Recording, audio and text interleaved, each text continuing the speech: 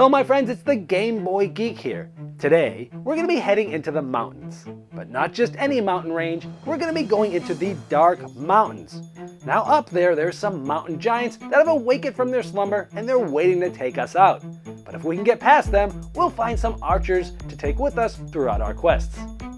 And we're going to be taking a look at Champions of Midgard, the Dark Mountains expansion from Gray Fox Games. This is now from 2 to 5 players, and I'm going to be doing a rule school. So I'm going to teach you how to set up and play the game through the rules so that you don't have to read them yourself. Here we go.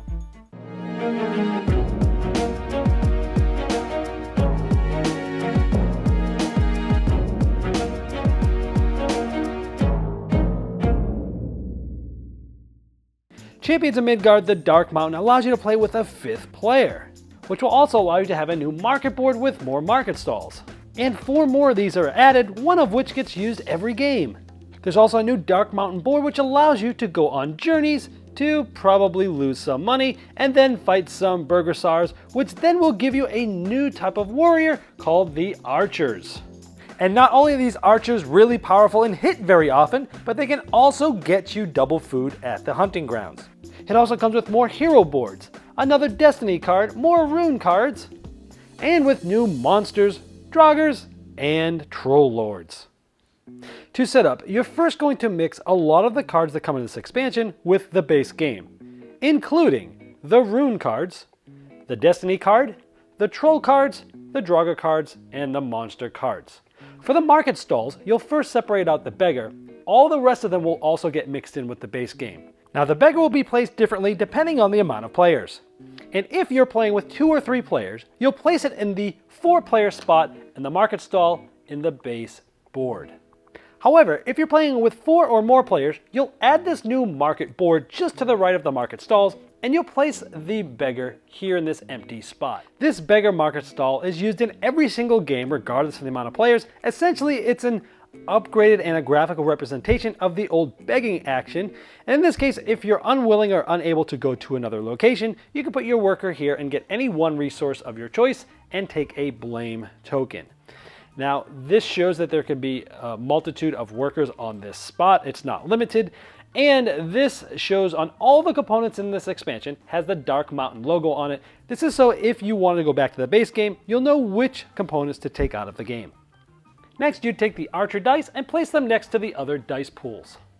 Next, take the Dark Mountain board and place it to the upper right-hand side of the base board. Shuffle and place the Land Journey cards and the Burgersar cards in the corresponding spots on the board. It also comes with components for a 5th player, and when setting up for this 5th player, follow the rules in the base game.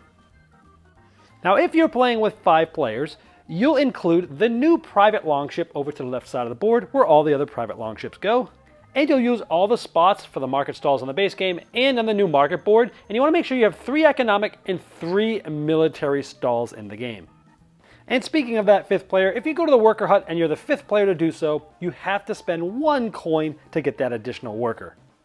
On the Dark Mountain board, this gets filled up during the first round setup. 2 Burgersars will go face up, 1 each here, and 2 face down Land Journeys, 1 each here, will get placed there. By the way, this is a Land Journey card. Anytime a card references a Journey card, it's referencing both these Land Journey cards and the normal Journey cards from the base game. Now when a player goes here, during the Assigned Vikings phase, they will place dice on the Burgersar that they're fighting. Then they must go through a land journey, and these are to show you that most of the time it's going to have to do with money. So for example, this says lose 1 coin if able. Now here are some other cards having to do with the gold, like pay 2 gold or quit the journey. Or pay 1 gold or lose 2 warriors of any type. That's what this means, because now there's an additional die type as the archers as a warrior. Or it could be pay 1 gold to gain any warrior of your choice. That's optional. Now, the combat here happens after the draugrs but before the monsters. And anytime that these Burgersars are not defeated, they do not get removed and they never get bounty. And also notice that you can never use archer dies on the Burgersars, but it is the primary way to get this new warrior. Now these archers are really powerful because they only have 1 blank side, all other 5 sides have hits. And when going to the hunting ground with the archer, the hit result which shows the deer provides 2 food when hunting. Now here's some of the new enemies in the game.